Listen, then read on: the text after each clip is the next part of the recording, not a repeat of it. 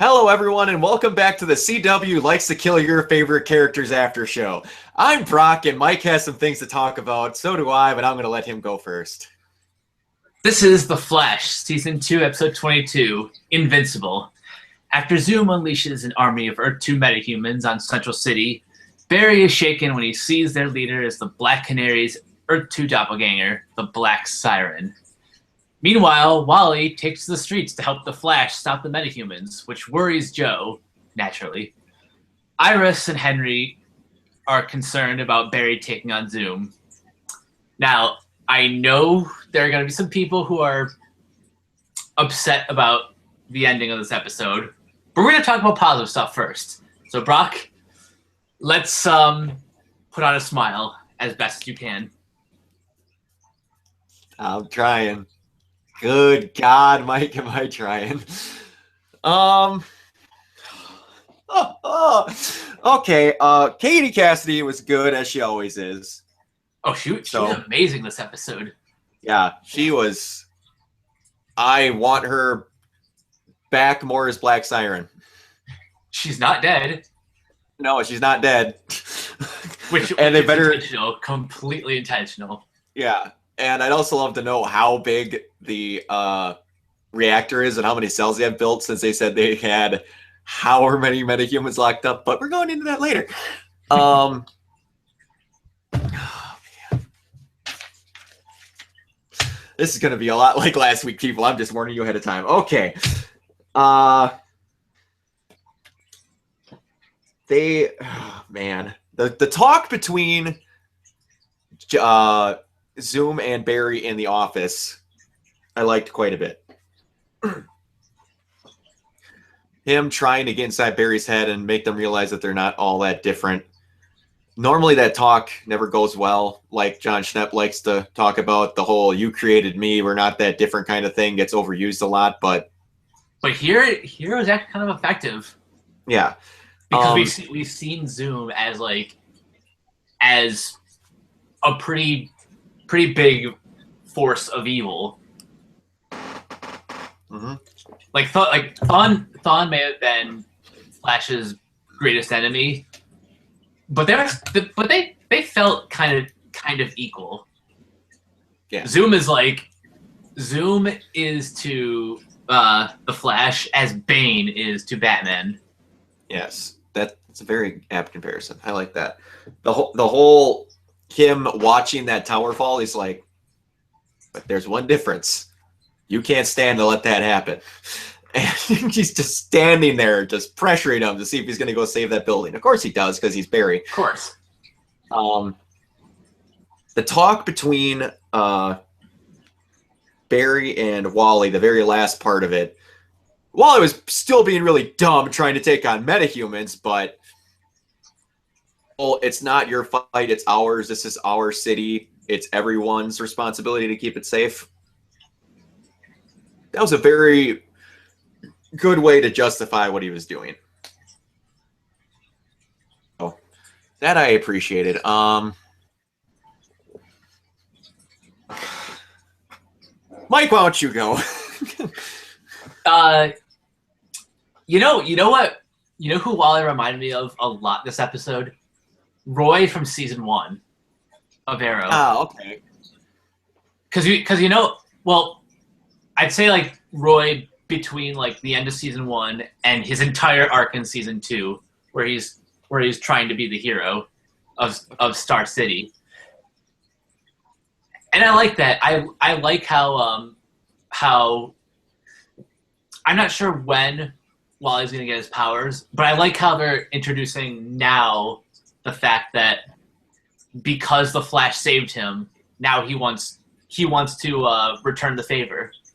Yeah, I like that's a good story arc for him, especially because he's kind of been set up as pretty unlikable if we're being honest. You know, what with the street racing, avoiding his mom for the longest time. Hell, even the fact that he's just learning this year about his dad. That's a lot of that's a lot of like negative character development stuff surrounding Wally. So to have Flash like save him is kind of like him allowing himself to have a second chance. And I think that's a good direction for this character. Definitely. One more thing I forgot to mention. The trick that Black Siren uses to see if they were actually who they were was unbelievably super slick and so simple. Oh, he'd be left-handed. Oh no. Crap. That was slick. That's another Smallville callback, because they've done that exact same thing with their Earth 2, that they are like the mirror, like literally. It's in season 10 they go to Earth 2 quite a bit. Okay. Oh, and leading on to it, I'll let you talk about it, but someone finally did the thing. Cisco? Oh, the thing! He did the thing! Yes! Oh, the thing. He did the thing. I hope he does more of the thing. Me too. Quite a bit. That was awesome. Oh, yeah. To finally get to see him actually using his vibe powers was great. Something I noticed about his powers, they've been fueled by adrenaline until he learned to channel it. Mm-hmm. And because of Cisco's personality, I think that just works. Definitely. One more positive I'll say, which actually kind of leads directly into the big negative that we're going to talk about. We're starting to see a lot of chemistry between Wally and Jesse. Mm-hmm. Yeah. Like I said, lock the kids in a room. Yeah. Lock the kids in the room, and eventually ends meet like to make ends meet. Just saying, the kids are gonna like each other. Also, that led to one other positive. Jessie is like flipping out that she got hit by dark matter. She's not just like, hey man, something's wrong. Wally's just like, yo dude, I got hit by a wave, but I'm gonna go drive my car to work with people. He's never once asked, what was that big thing that hit me? He's just like, hey, I'm awake, and now I'm gonna be a hero. Yeah. Now we're gonna get to the negatives, but I want to ease into it with a smaller negative. You know what? I gotta agree with John Campea. The actress who plays what's her name? McGee from who works in Mercury Labs. I have no clue. I don't even remember. You got me. Whatever her name is. Yeah, she does kind of feel like she belongs in a different show. You know, one that was 20 years ago. That's too accurate. I mean, I get that she is reprising her same character from the 90s Flash, which is exactly why she has. Yeah. You know. Yeah. Yeah. All right, let's rip off the Band-Aid. Brock. Why did you kill him? Do I need to have this outburst every week? Why? For the love of God, shock factor isn't needed. What are you gonna, Henry? Are you like? Why? I can't even comprehend. If I get a notice on my Facebook again, 5 minutes after we get done taping the show to find out that John Wesley Shipp got a job on another show, I will excuse that extreme random coincidence. But for the love of God, Laurel, Snart, and Henry Allen. All in the same season. All in the same season within like 2 to 3 weeks. Yeah, it's the actual hell? Like, do you demand that these heroes don't have their parents? You offed Moira in season 2. Oliver's dad died in season 1. You offed prematurely Nora in season 1, and now you offed his dad in season 2. I called it. I'm like, Dad's back in town. You're never losing me, Slugger. Oh, wait. I'm going to die. I said this on my Facebook page. I hate when we're right about things that I don't want to be right about. I had a coworker that knows that I do this after show and knows that I never get a chance to watch The Flash the day that it airs, so he can never talk to me about what happens on The Flash the day that it airs. And because I have young adults group at my church. And he came up to me at work today and said, I really badly want to talk to you about The Flash, but I also want to tell you that for your sanity, you should not watch it when you get home. Mark Guggenheim, Greg Berlanti, talks need to be had. This needs to stop. This really does need to stop.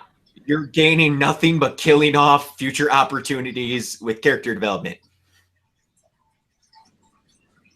You could have given him this whole season to bond with his kid. You bring him back for 4 episodes in total, including the one where he leaves, and you kill him. I mean, was he really that expensive to have for the entire season? Like, what was he doing? Hell if I know. I will gladly look that up after the show. But for now, the hell, man. I have nothing. We gotta move on because we can't keep dwelling on this one forever. No, we can't. And you know what? Someone else can die next week because that's just how they like to work. All right. Moving on to Arrow. Oliver and Diggle work to save Thea, who, if they found out, is in the secret dome in the bottom of the city. And Felicity, Curtis, and Noah team up to stop Dark. All right. We actually got to see some more Noah Cutler, which was good. We got to see some more of Curtis, which I appreciate. Mm-hmm. Actually, I started last time. You go ahead, Mike. I'll start with my favorite thing. Brother Eye is back. I know a lot of people who were not fans of season 3 will probably call this episode Felicity and Friends, but I gotta be honest, Brother Eye is a great villain. Yeah, and they use him really well in this episode. And I do love the trifecta of computer experts, Noah, Felicity, and Curtis all working together. That was just too beautiful to witness. Definitely. Also, friggin' Anarchy is a badass. I know, like that scene with him in the handheld camera is clearly ripping off The Dark Knight. A little bit. And I'm gonna let that pass because as the saying goes, good artists create, great artists steal and make it their own. True. Most people don't understand that, but yeah. What else? I'm just kind of bullet pointing right here. You know what? I was fooled. I thought that one episode where Oliver chops off Merlin's hand, that was it. That was him fully becoming a villain. I don't know what his deal is anymore. And that's kind of what I love /hate /love again about Malcolm Merlin. You literally do not know what team he's playing for. Yeah, like he plays for the team that he likes this week, pretty much. Yeah. Pretty much. And whichever one is not trying to kill his daughter, pretty much.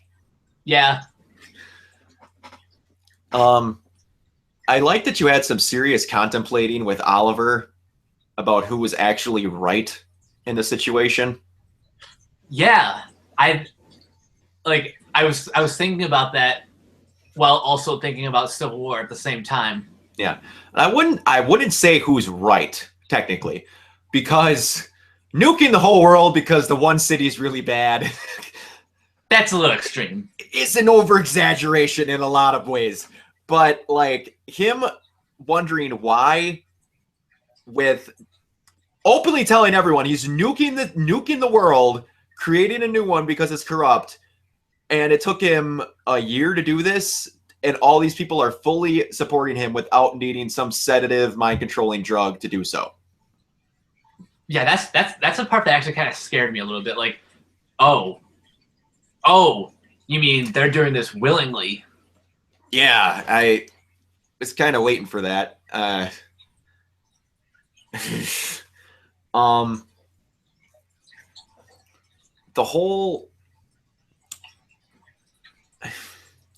I went back and forth with my opinion on Mother Smoke every 30 seconds in this episode. Yeah. But I like that you found out about their kind of what do I want to say? How they actually fell out. There was a little bit more to that. And I like that.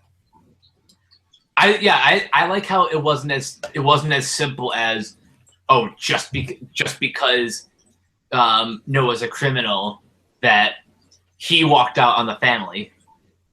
Definitely. However,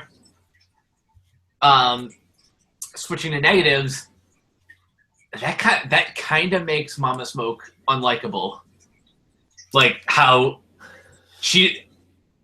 I think she just looked at the situation a little too black and white and just said, "Nope, you're a criminal. You gotta leave now." This whole going to negatives, if we're gonna go to negatives, that whole we need to discuss why you're a terrible person and beat it over the head with a shovel felt really forced. I agree. Because they're saving the world. There was actually at that point no purpose for Mama Smoke to randomly be away from the house long enough for them to set up this gigantic computer lab to just then make it back in time to be with them for a half an hour to do this whole rant. I just don't like how, after seeing with her own eyes her and Felicity helping to save the world, that she still says, "Nope, you're bad. Go get the hell out." Yeah, and if they would have worded this whole thing differently or handled it differently, I could see this situation working because she's a mom and she has mother instincts. But that entire time, all you had was computer lingo. Curtis thinks of a good idea, banter about how they really should have never been a couple in the first place. Back to Curtis having another idea, teamwork, banter, gap joke, hallway, gone.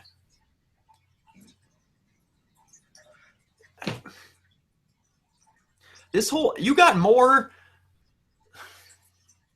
I shouldn't say more. Well, more as in like a 60-40 split of this episode being focused on Felicity's parents than what happened in, what did they keep calling that thing? I'm still just going to call it Monument Point. Monument Point, but like, I didn't quite catch what it was. I wanted to say it was Neo something or something like that. Either way, I just that felt like they didn't know what to do with that last half of that episode. And I'll be honest. The reason I'm upset about the ending is because I want to see more Noah Cutler. Mm-hmm. I mean, Me too. But here's a crazy prediction. Do you think him being exiled from the family will prompt him to go back to his villainous roots. I see no other alternative. Yeah. I see him being an extreme annoyance and do something extremely life-threatening to Mama Smoke. Like, they're going to have a whole episode of "You took my baby girl from me" when we were finally getting somewhere. That's what it's going to end up being, which I'm fine with because the Calculator is a great villain. Oh, definitely. If you guys want the best representation of the Calculator ever, it's on Xbox One and PS4 now. It's on the old systems as well still, I believe. Play DC Universe Online. If you're a hero, you get Oracle as your earpiece through the entire investigation, through everything you do. And if you're a villain, you get the Calculator. And my lord, his lines are Oscar-worthy. Who voices the... We'll hold on one second. I will look this up quick. All right, and as I'm looking this up, DCU Online voice of... I can't spell. I have one other complaint, full cast and crew, about this episode. I'm all for Tracy W. Bush. He also does Ambush Bug, and holy wow, that guy has a range. Oh. Whew.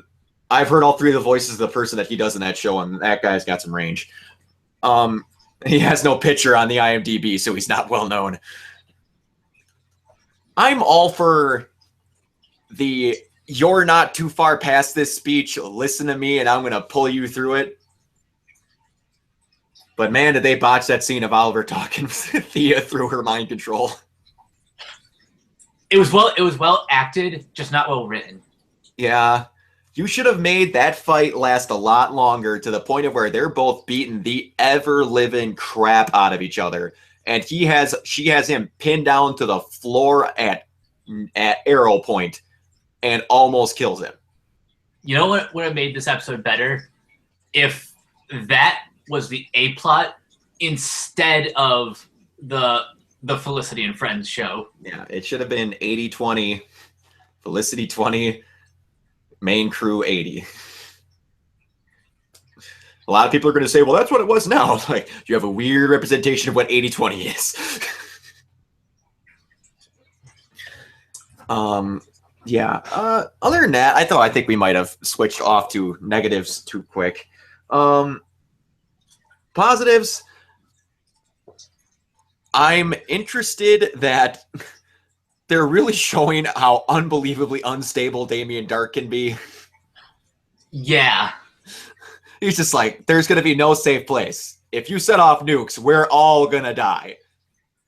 He's like, well, my wife's dead. I don't know where my daughter is. My plans have been foiled. Torching the place. Also, I have one more negative. How on God's green earth does he know that his wife's dead? Because Merlin wasn't in that bunker. That's right. But he'll say his wife's dead, but say that his daughter might have gotten out.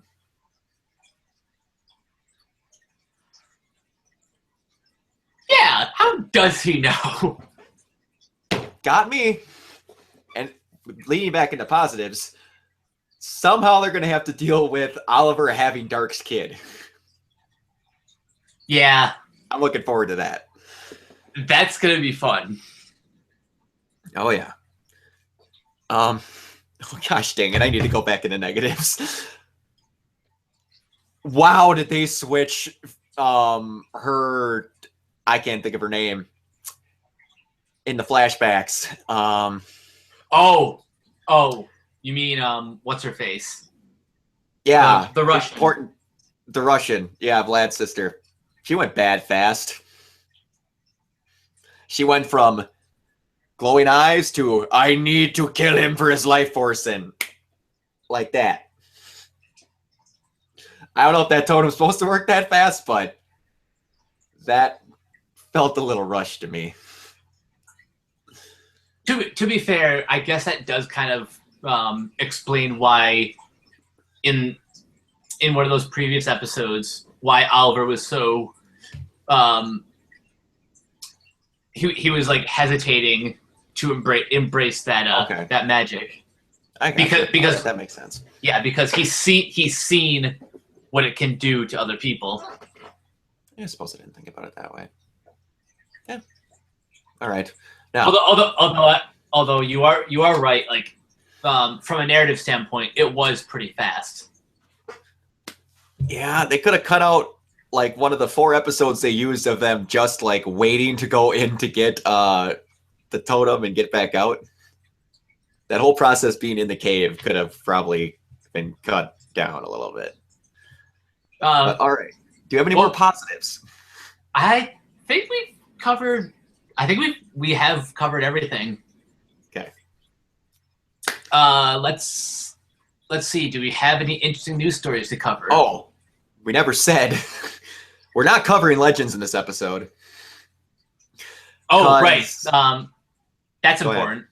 Go ahead. Guys, we're not covering Legends tonight, obviously because this is on a Wednesday, but that's because tomorrow we're doing a full season review of Legends of Tomorrow. Not only are we covering the finale, but we're going to talk about basically what we thought about the whole season.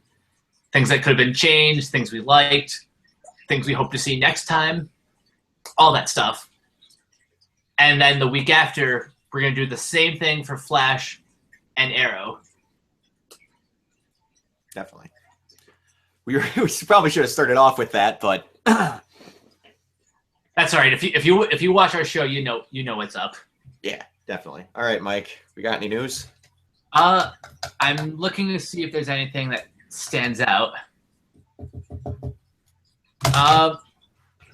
Oddly enough, there's not really a whole lot. Except for some Kevin Smith news because Kevin Smith talked about stuff. Here's an interesting headline. Kevin Smith bullied out of writing Arrow? What? He just said like a few days ago that he wants to do it and that Amel wants him to. Hold on, let me read this article. After last week's episode of The Flash was met with such high praise, in part of both Zack Sten's writing and Kevin Smith's directorial style, Kevin Smith, comic book writer, went on record stating that he would love to bring a character that he created, Onomatopoeia, to life on Arrow at some point. While comic book fans who still watch Arrow were excited by this project, actions on Twitter today seem to indicate that while Smith still wants to bring Onomatopoeia to the small screen, he'd prefer to do so on The Flash. Hardcore CW viewers fans know that Olicity shippers can be some of the fiercest and rudest among the internet. I don't disagree. One of the aforementioned fans took it upon themselves to go back into Kevin Smith's tweets and find a tweet he liked that spoke about Felicity could potentially go up in smoke when Onomatopoeia appeared. Smith then began to get attacked and did his best to rectify the situation and do some damage control. Yeah, basically he was just responding to some nasty Olicity fans. He says, "Killing Smoke is not in my Onomatopoeia story at all, but I do enjoy a good pop culture reference, hence the like. Dear CW Olicity fans, I actually like Felicity, but no worries, RE, me ruining Arrow. I can try to do Onomatopoeia on The Flash instead." Jeez. Isn't Onomatopoeia a Arrow villain? Yeah, and one that Kevin Smith created. What the hell? People can't even make jokes about this anymore. People want Felicity burned at the freaking stake. But one person attacks him because he liked a tweet? It's too stupid.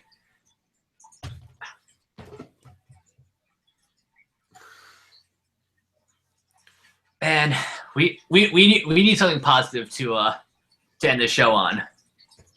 You know, I don't disagree with Dark some days. Yeah, me neither. Good Lord. Oh. Bennett goes straight savage on Twitter and reminds us why he is Deathstroke. Oh boy. What do you say?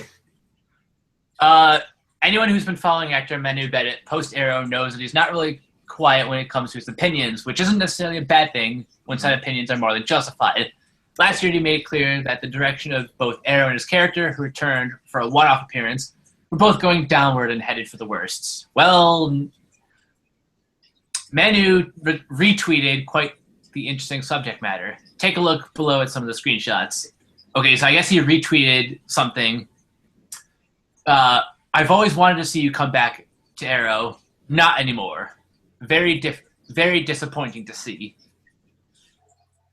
Yeah, I guess you could say Deathstroke burnt the bridge.